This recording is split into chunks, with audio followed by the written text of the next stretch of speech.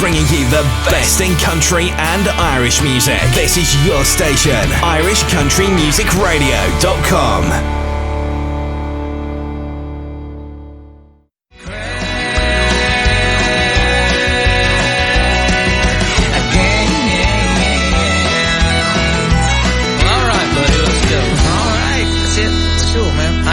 I'm there. I'm already there. I know you. See you there. Get in the truck. Woo. There you have it. That is, of course, Mr. Max T. Barnes and Johnny Brady. And I am delighted to say that I have Max T. Barnes on the other end of the phone line. Hello there, Max. How are you? Hello, Seamus. How are everybody doing today in Ireland? Well, we're not doing too bad. The weather is fairly good over here. Not too sure what it's like over with yourself. It's a little bit, as we say, mild in Ireland. Like, I mean, it's kind of just not raining. It's just a little bit cold and the like, but it's dry. What's the weather like with yourself, Max? Well, you know, the wife and I, we eased on down to Florida last week, and we enjoyed the hot sun down there and hung by the pool. And when we got home and it snowed yesterday, it was something to see, because we don't always get snow. We may not even have snow every year. Wow, snow, all right. So, and you're based in Nashville, isn't it? Or is it? Are you based in Nashville, Max? Now, I'm going to sound very bad. Yeah, yes. Good. But yeah, we have a ranch just here north of Nashville, and I've lived in Nashville since 1973. My dad moved us down when I was about 10 years old, and he got into the country music business, and I followed in his footsteps, and we made some pretty good tracks there for a long time. We've had a lot of fun in the country music. Yeah, because was it Iowa that you came from originally? Would that be right? Would that be? Maybe I'm wrong. Was it Iowa, and then you moved to Nebraska? Would that be right? And then from there on to Nashville. Am I? Well, you're close. I'm close. You're Good. close. Omaha, Nebraska, and Council Bluffs, Iowa, are kind of like twin cities across the river. But I'm from Omaha, Nebraska, and my family's from there. So, and my dad was born in Iowa. But yeah, we moved down here. What's that been? I don't carry the one. I don't know. That's a long time ago. That's 1973. I'm almost a native. Almost a native, yeah. As the fellow says, you might have been a blow-in at one stage, but you're well established now at this, by now anyway, you know. And, now, of course, you're mentioning your father, like, I mean, now, he started out, would I believe, as a truck driver, was it? Or how? Because anyone that's listening, Max T is the son of the very, very famous and well-renowned songwriter Max D. Barnes. So, yeah, go ahead. Your father was originally a truck driver, yeah, I that's think. right. Yeah. Yeah, well, he, you know, as a young man, he did all sorts of stuff. He was a truck driver and worked on a tuna boat, and he worked in a lamp factory, but he drove a semi-truck for many years, and he used to write, he had a logbook, and he'd start writing songs in there, and because he had a lot of time on his hands, as it were. So he started writing songs, and I still have some songs he wrote in his logbook back in the 1960s. And then he moved to Nashville and started scoring some number ones. Some of the songs your audience may have heard would be like Who's Gonna Fill Their Shoes by George Jones, and then like Look at Us by Vince Gill, and just lots of great. Oh, here's one you might not know. My dad wrote the song for Big Tom, You're Going Out the Same Way You Came In. Yeah, well, anyone in Ireland that doesn't know that particular song, Big Tom's song, Going Out the Same Way You Came In, they don't know their country music, full stop, you know. And now a little bird tells me, now maybe there's some truth in this little bird's rumour, but that the Big Tom sang the song, but would I be right in saying that there was an extra verse in there somewhere? Would that be right? That Big Tom didn't sing? That is That is true. When my dad wrote that as a comedy song, and I worked with him in the recording studio on all his demos and stuff, and he wrote thousands of songs. Yeah. And this was just another song, and he wrote it. And at my shows, I always do the extra verse. It's kind of a comedy bit. So I'll save that till I see you. Maybe you can come out and see me live, and when I'm in your area, and I'll play it and sing it to you. It's pretty funny. You don't have to have the guitar there just now and get singing on it. No, no. Actually anyone then that wants to hear the famous last verse or extra verse of that song next time Max T is in Ireland, or next time Max T happens to be in your general locality, definitely go and check him out, because as he said himself, he will play the extra verse of Going Out the Same Way You Came In. I'm intrigued now, because I'm going to have to hear this. I'm going to have to hear this at some stage. You know? As soon as the social distancing and all is sorted out. You know, another song that I came out with, maybe you've got it there, Seamus. I recorded it this year, but my dad also wrote a song that was pretty big, I guess, for Logan the Cool. And I put out my own version this year. It's a song called Rainbows and Roses. Rainbows and Roses, yeah. You ever heard that one? I have heard that one, yeah. And I'm not sure, I'll have to check back through. I think, as far as I know, I have the version of that. I'll have to check through me little hard drive here, and just we might when the chat is over, we might actually see, can we play it on the way out, as if it says so. But Rainbows and Roses, yeah. But you've how did you, well, I'm presuming, like, I mean, you were reared where there was a house full of music then, if your father was like, I mean, such a renowned songwriter, and I'm sure there was plenty of visitors calling to the house of the country music, legendary variety. Would I be right? You would be right, yes, sir. It was, you know, looking back, I'm looking back at my young life there, living at my folks' house.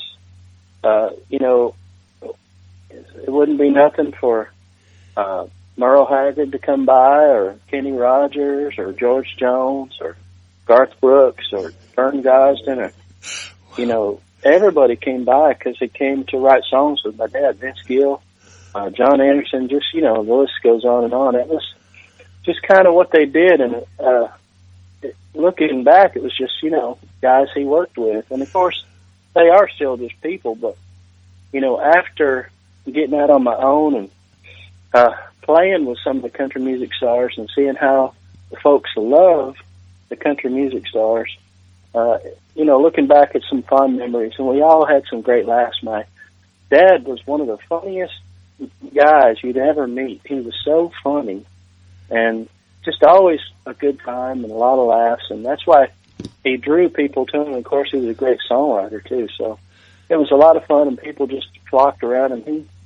He had a great career, and, you know, more than that, he was a great guy, a great man, great dad, and he's sorely missed in country music. Oh, very, very much so. Very, very much so. You know, but, you know, I mean, I'm just thinking, like, I mean, you've just mentioned, you know, these people, as I say, in Ireland, traipsing through the house of Kenny Rogers, Vince Gill, all these different people, and Merle Haggard. You know, I mean, I know they're only people, but and as the fella says, they can only pull on their trousers one leg at a time. But to have what we would class as legends just walking in and out of the house, the very same as you know. It must have been very surreal. Well, you wouldn't have seen it as any different, I suppose. It was only a regular day in your childhood, but to have those legends coming into your house and, as you say, writing with your dad, Max D, must have been wow. Sure. Well, I'm a big country music fan as anybody, and my dad, of course, was too. And we were full aware that these were big shot people, but, you know, once you get to know them, they're just fun people. And 99%, people always ask me, like, you ever meet so-and-so? Yes, sir. What are they like? Are they pretty nice? Well, almost always the answer is yes. They're great people.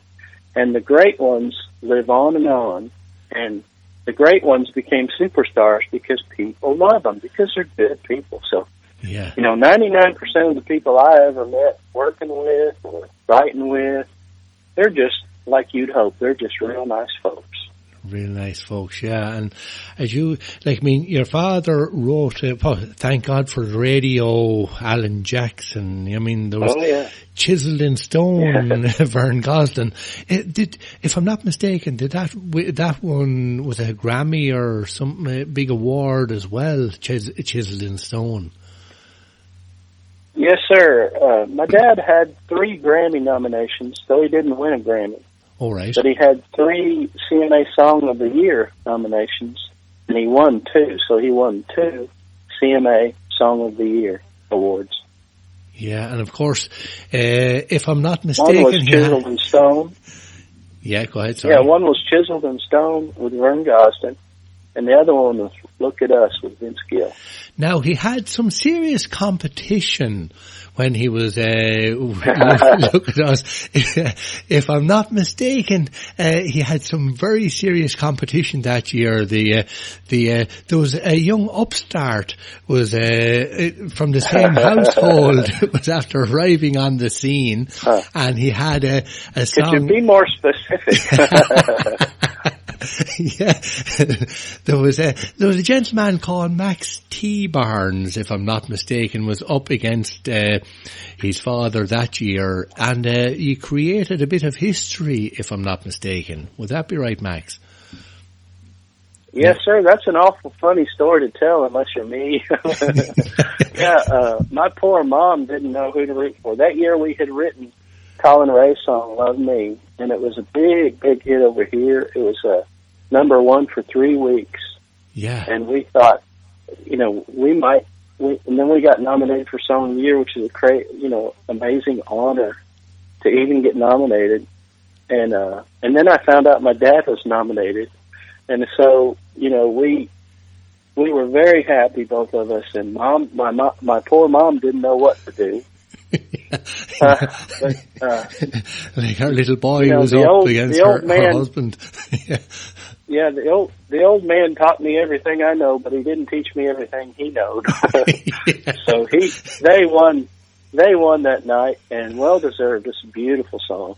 Oh yeah, but sure, it was just, when you look at it, any other year and Love Me would have just walked that award, but as you say, when you were going up against Look at Us, from Max D as well and Vince Gill, the competition was it must have been one of the most competitive years, I'd say, for the CMA award.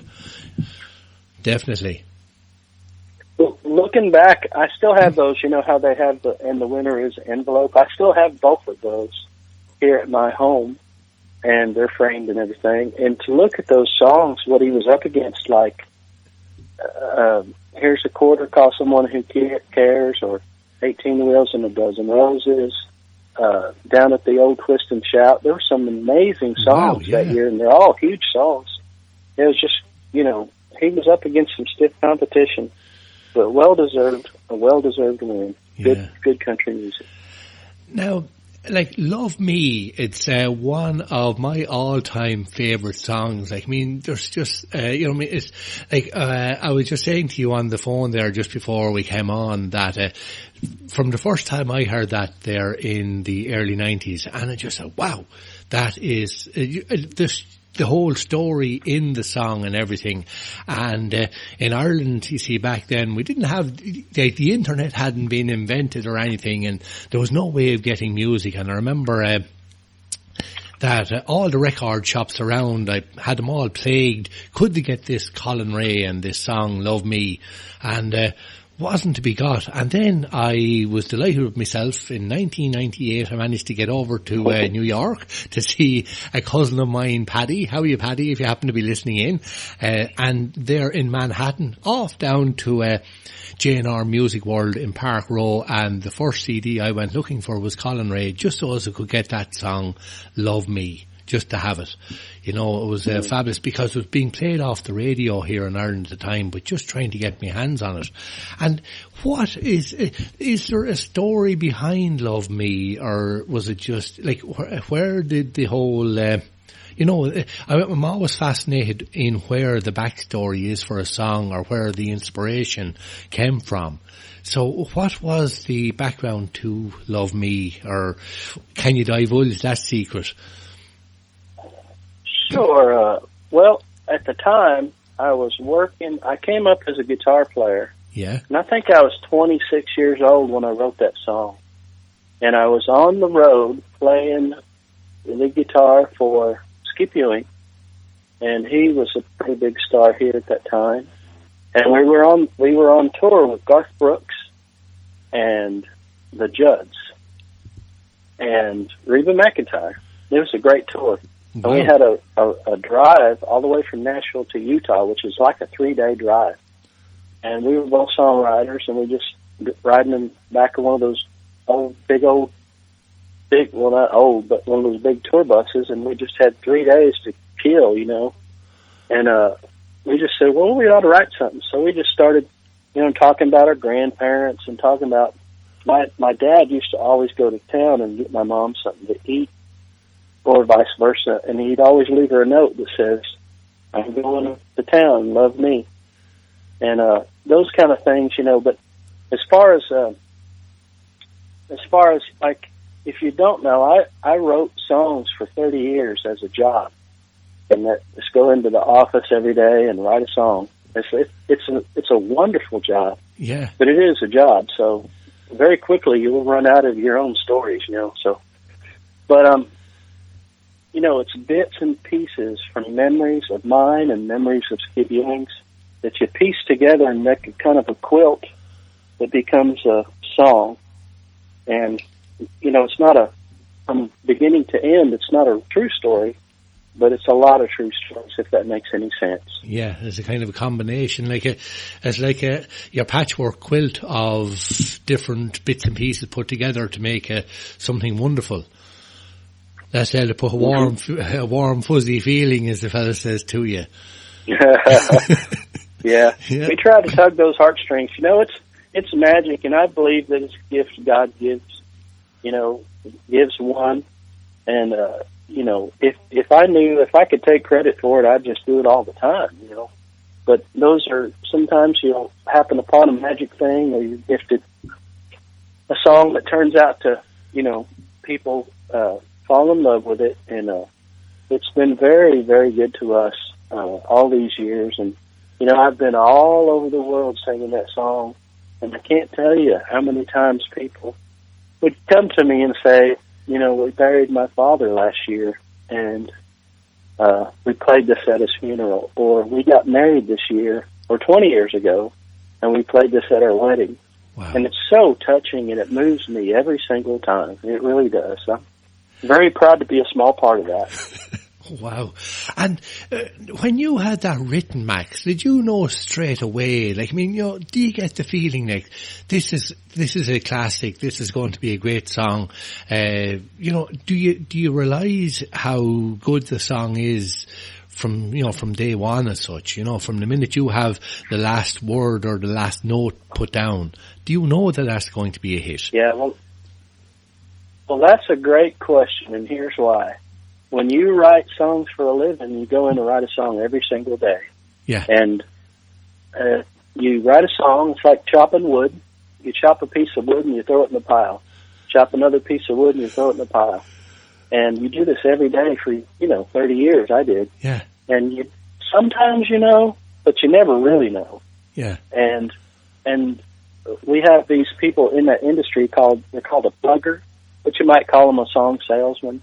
Yeah. And they take those songs around to the artists, the stars, and they pitch these songs to them. So that's what happened. And actually, I was on another tour about 2 years later, and we was out with Reba McEntire again, and one of the DJs said, "Hey, I love your new song on the radio by Colin Ray." And I said, "Well, it's probably not mine. It's probably one of my dad's, because that happened all the time." Yeah. And he said, "No, it says Max T. Barnes," and that happened all the time too. They'd always mix up our initials. Yeah. And so I didn't know till I got home that was already 33 on the charts, and it went right up to number 1. I was very happy and very amazed, because I'd forgotten all about it. Yeah. And it's a funny business. Not the business, but it's a funny thing to try to, if you set out to try to write a huge hit song, I don't know if you could do it. No. You just try to do your best and tick all the boxes, and it's a magical thing. I think it really is. And when you're writing the song, then you see, because it's something that fascinates me. Like, I mean, is it the music or the words, or which comes first to you, Max? Or is it a combination, or could it be either of? It's either, both, always, sometimes, never. It comes every which way you can think of. But some people only write words, some people only write music, but that's pretty rare in Nashville. You got to pretty much know how to do everything to do it for a living. So it kind of comes together, and you kind of weave your way. It's like it's kind of like when you go shopping at the shop. You need some of this, and then you grab some of that off the shelf, and that gives you an idea. You can grab this and make spaghetti the next night, and you know what I'm saying? It's like you kind of gather these things going down the aisle, and then at the end you go, "Hey, we've got a song. Let's go to lunch." I don't think I've ever heard anyone comparing songwriting to chopping wood and going grocery shopping before now. It's brilliant. I just love it. But, and when you write a song then, Max, do you know, do you write down the sheet music, or do you do up a demo, or how does that work? Like, the song comes into Max T. Barnes' head, and you put it down onto paper. Do you write it down with the words and then the sheet music to suit that, or is it done as a demo, or how does that work, Max? Well, there's an old joke that says, how do you get a guitar player to shut up? Well, put sheet music in front of him. No, I don't know how to read music. I can read charts like a champ. Our Nashville charts, but I don't know anything about sheet music. They have people that transcribe it and sell the sheet music, and I've got sheet music in print to all my big hits. Yeah. And it fascinates me to look at the sheet music and say, I wrote that, but I don't even know how to read it. No, what happens is, I write the words, and then we sing it into it. Back then, we sang it into a cassette tape, and for posterity, and you get the melody in your head, and it kind of forms a pretty solid idea of what you're going for, and then you make a demonstration tape, a demo, and that sets it in concrete pretty much, and it makes a good representation. And then, like I said, after it's a big hit, they hire people to write the score and the sheet music for it. Yeah. And would has it ever happened? I'm sure probably has. You've written so many songs over the years where, say, you'd have a song in your head as being a sort of a slow song or a fast song, and the artist then just change. They say to themselves, right, no, I think I'd rather have it as that would sound better slow or fast, the opposite to the way that you've written it. Or would you dictate the pace or tempo of the song?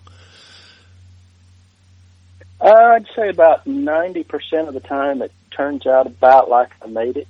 Yeah. Once in a while they'll have a sensitivity about a line they'll ask to be changed, or they'll change a word, or maybe if they have a sensitivity, or like I had a song I wrote it with a girl's name I think it was called Emily. Yeah. And Mark, forget his name, a big star cut it, and his little girl was named Amy Jane. So he asked if he could change the name of it to Amy Jane. Well, I don't care; it all pays the same. So I said, "Yeah, make it Billy Bob. I don't care. Just send the checks."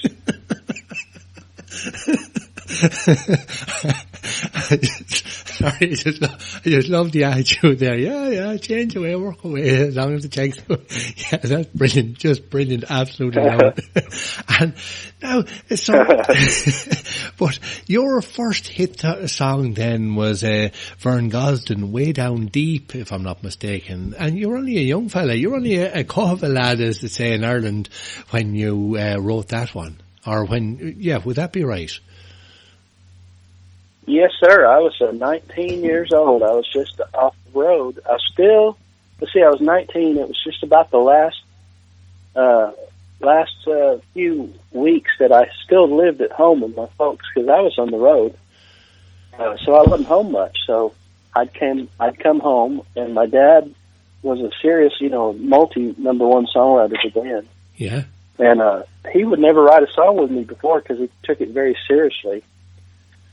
And this one time he said, "Well, let's try to write a song together." And we sat down and we wrote 3 songs that weekend, and one of them was a big hit, and it sure started everything for me. And I was just a young fella, and then coincidentally I was out on a tour and was playing for Vern Gosden. Yeah. And at the time you see these people where they'll play steel guitar and fiddle and a lead guitar and stuff, and that's what I was doing at the time. And Vern came to me and said, "You know what, kid?" I said, "What?" He said, "If you'd pick one of them things, you might be pretty good at it." So I did. I gave up the steel and the fiddle, and I laid them down and just went after lead guitar, and that's what I did. So that made me a pretty good living until I could transition into songwriting full time. Yeah, and you started. So when did you actually start to play the music yourself, or was it just something from a very, very early age? Like me, I'm presuming that you had been playing your instruments before you before you put pen to paper as such. Oh, sure. If you ever met a little kid who was just a ham, I don't know if you know what that saying means. It's just a kid who's just kind of to show off. I guess I was a little kid who just liked to get up in front of everybody and dance and make fun and have fun. So I learned how to play guitar probably when I was probably in the 5th grade. And no, that's about the 3rd grade. And then my teacher my music teacher figured out that I played guitar, and she had me going from school to school playing guitar for other kids. And I said, "This is great because I hate school and I love playing guitar." Yeah. So I found out really early what side my bread was going to be buttered on. So I just went after that. Wow. And of course, you took to the road then, as you said, you were about 19 and you were on the road. You were on the road or was it just before that you would have gone on the road as a touring musician? Like from 19, or was it? Yes, before? sir. I was already, actually, when I was 18, right after just 2 weeks out of high school, I auditioned for a band, and surprise to me, I got the job.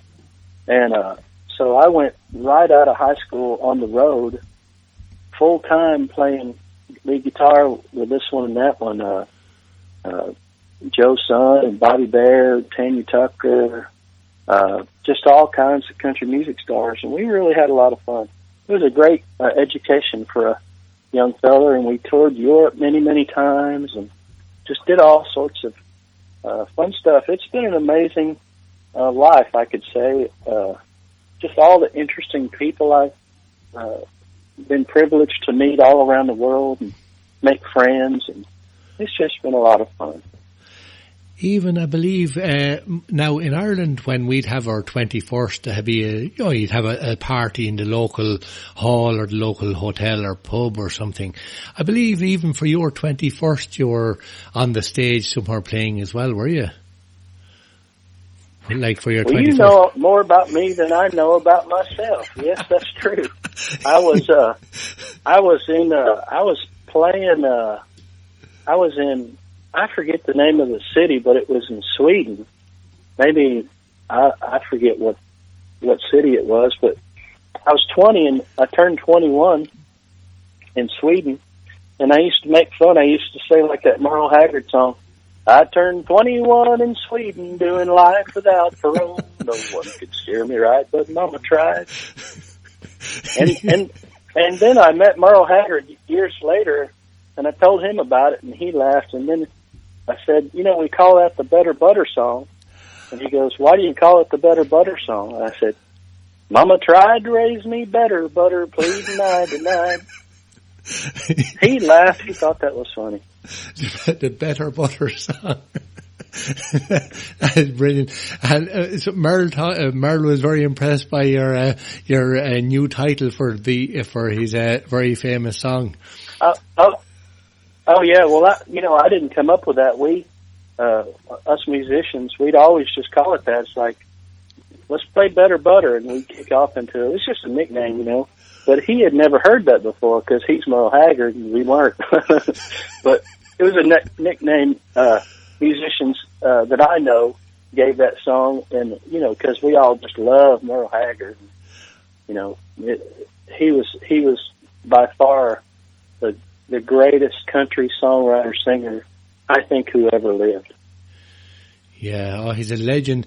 We'd have a number of listeners on the station here, and if I don't play a Merle Haggard song every show, I'd have you'd be getting requests in, when is Merle coming on? When are you playing Merle? Like Merle would be, he's some fabulous songs. And did you ever get it? Go ahead, sorry. Did I what? I was going to say, did you ever get a chance to work with Merle as regards to writing or? No, I never wrote a song with Merle, but he and my dad wrote a bunch of songs together. You may have heard this song, Big Tom did it, called I Am an Island. Yeah. My dad and Merle wrote that together. And then my dad and Merle wrote a song called In My Next Life. That's a nice song too. Yeah. But I played many shows with Merle, playing with the acts I was playing for. So I got to meet him many times, and then sitting at my dad's kitchen table is a whole nother experience when you meet Merle, because his public persona is a little different than his private persona, in that he was, when I met him there at my dad's kitchen table, he was very relaxed and very outgoing. If you ever met Marty Haggard, you've met Merle Haggard. He's just like Marty, very outgoing and funny, and but I was kind of scared to meet him because he kind of has that scowly look, But he was quite an affable guy.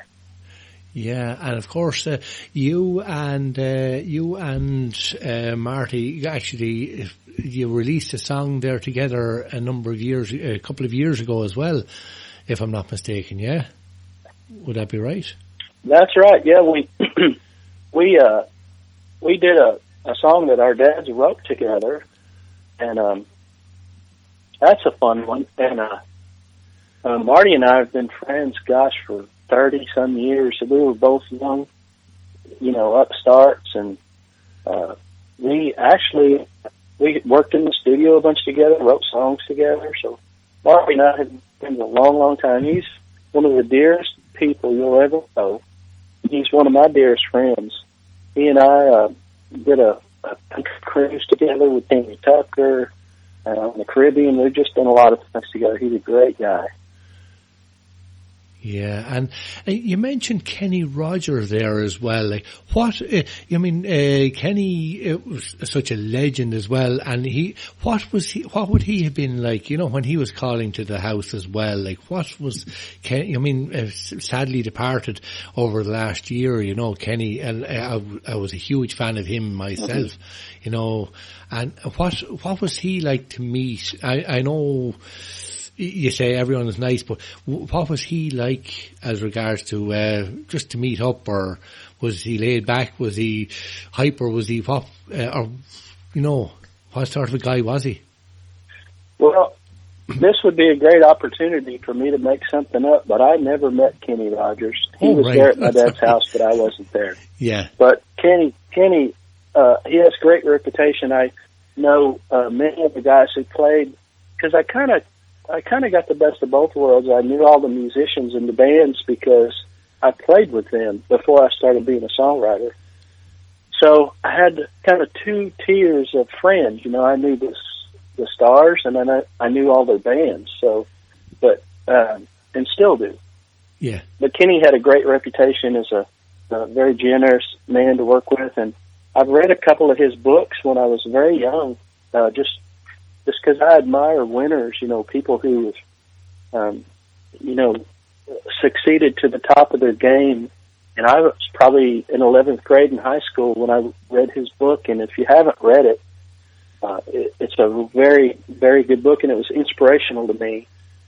His work ethic and how he made it to the top where he was. He was the pinnacle of his game. He kind of reinvented music for a whole generation of people. He was a consummate professional. Yeah, because he always came across as that anyway, and now of course you've toured Ireland a number of times over the last couple of years as well, Max. You've been over, and you've even... I have, Go ahead, sorry. I have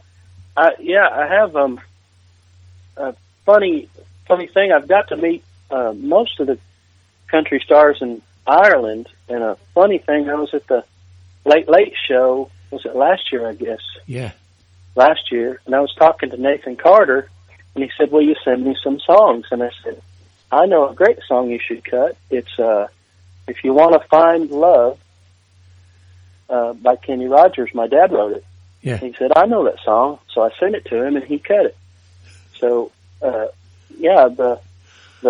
a bunch of the stars keep asking me for songs, and I send them out, and they keep cutting them. It's a lot of fun. Yeah, I was on Daniel. What is it? Popular Daniel. Daniel's been a great friend, and I actually got to produce Daniel O'Donnell last year with Trudy Lawler, a duet that Trudy sang with Daniel and Billy Morrissey, and I wrote this song. Yeah, and Billy brought it to me, and we did some work on it, and gosh darn if they didn't do a great duet on it, and I got to produce that. It was a lot of fun. Yeah, Billy, of course. Yeah, Billy Morrissey and Trudy, a great sort of partnership there, husband and wife. But he's writing some great songs, and Trudy, of course, great voice. Fabulous voice, in fact, one of the best voices you'll find anywhere, Trudy Lawler, And actually... That's right, they're a great combination. Trudy's, they're salt of the earth people. I love them to death. And Billy has really come along as a songwriter. He's been writing tons of songs this summer, and I think he's got everybody's next single. Billy's really coming on in the songwriting, and of course Trudy's great, and they're a pair. They're two of my best buddies over there. Yes, and of course you played it there just before we came on, and it was Johnny Brady, The Crack. And where did the inspiration come from that one? Because you definitely hadn't heard the word The Crack over in Nashville anyway, so. That's right. Yeah, of course, my wife and I had been there maybe 20 years ago just to visit. And then I got a chance to do a small tour there about 6 or 7 years ago. And of course, all the funny jokes about The Crack, because nobody knows that here, but we were driving down the road from one gig to another and just started singing out loud and having fun and making up this song. And it turned out to be a good song. So I said, who's some of the top guys in Ireland, and who's the most fun? And everybody came back and said, there's everybody loves Daniel, everybody loves Nathan and stuff, but Johnny Brady, when I called him, he called me right back. He's just such a nice guy. And if you know Johnny, you know he's a great guy. Oh yeah. And he's a lot of fun to work with. He's been great to us. And, he's got so much talent, and he could do anything he wanted to. He's a real talented singer and entertainer. And we had a lot of fun doing that song and made a video for it. And so would you reckon it still gets played over there some? Oh, it does, yeah. Definitely does. And of course, the connection there as well, don't you? That Johnny Brady is actually related to Big Tom. Did you know that one? I do, yeah. Yeah. I presume I you do, did. Yeah. The Big Tom actually came and sang with me one time. Wow. We were playing a little place in Casablanca called Waters Old Coach Inn. I know you probably, everybody knows it. But Big Tom came down, and he got up and sang, he's going out the same way he came in with me. And he stayed all night long, and he was such a gentleman. I met him many times. Yeah. And he was a lot of fun to hang out with. He was, of course, everybody loves him. It's because he was a great guy. But he stayed all night with us. And I brought him the original lyrics to my dad's song, You're Going Out the Same Way You Came In. And I got a picture of us and me giving that to him. So it was an honor to give it to him, and I think he was honored to have it. Yeah, I know Big Tom, he was known as the king of country music in Ireland, and so you were dealing with royalty when you were meeting Big Tom anyway, it's just, I love the connection there that, one of Big Tom's big hits was written by your father, and then that, you write a big hit for, a relation of Big Tom's as well, I think it was a nephew is what Johnny is to my grandnephew. And, it's wonderful the little connections that are there in the world as, in life as we go along, so. It's an amazing, journey that we get to go this life. And, all the people we get to meet, I've made so many friends, and I just cherish all the friendships I've made through the music business, and even the fans, I've got a lot of fan friends. So, well, Seamus, I could talk to you all day. You're a great interviewer, and I hope maybe you'll have me back for part 2, because they're tugging me away by the shirt sleeves, and I think you're going to pull my coat off. Well, I'll tell you, so I'm going to have to. Well, would you be able to give me about 2 minutes max? Because I have a load of people that have sent in little messages to say hello to you, if you don't mind. Sure. Anne Cannon said to say hello to you. Anne is over, I think she's gone. Anne Cannon. Yeah, Anne Cannon. She's a sweetheart. She does a lot to promote country music. She's a good gal. Hi, Ann. Yeah, and Michelle Orr is she's over there in Bedford in England, and she said to say hello to you as well. So we have info. Hi, Michelle. Yeah, Nicola Arnold is up in she's up in County Meath in the centre of Ireland, and she has the whole family there. There's Sonny, Kaylee, Aoife, and of course little Ian, and all there together as well listening in. So if you wouldn't mind saying hello to the Arnold family. Hello, Arnolds. Come see me. I'll shake all your hands. Next year when we're on. when we can travel again to you, yeah. And, that's right. And Lev and Gloria Jackman are over there in Newfoundland and are, in New Brunswick over there in Canada, and they want to say a quick hello to you as well. They've been looking forward. Hello, Lev and Gloria. Yeah, and of course, now you probably know a lady called Annette Doyle. Annette, she would be great friends with Billy Morrissey and Trudy as well. And if I'm not mistaken, yeah, hi Annette. Yeah, Annette. Hi Annette, save me a drink now.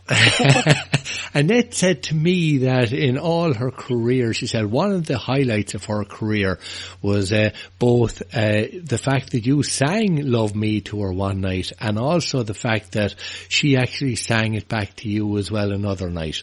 She said that was one of the highlights of her career. So there you have it. Well, that's awful kind. I appreciate that. Thank you so much. Well, I have absolutely loved having this chat. I've been looking forward to it since I made contact with you a number of weeks ago. I've been really looking forward to having a chat with you, Max, and it's great to actually have a chat with one of the great country music songwriters of our time or any other time as well. So it's been a privilege. It's been a privilege and an honour to have a chat with you here tonight, Max. And thanks a million for taking my call. Well, Seamus, the honor and the privilege is all mine. I appreciate you giving a call to an old songwriter in Nashville, and to anybody listening, God bless you. Keep safe, and keep listening to this fella here. He's good. He knows his stuff. He digs down. You know, I've done interviews all over the world, and this guy knows more about me than my wife does. I'm kind of scared. I had inside information. Well,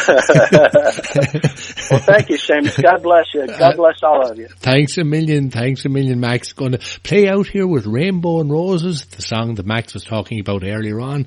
And thanks a million, Max. Thank you, buddy. Bye-bye. Bye-bye.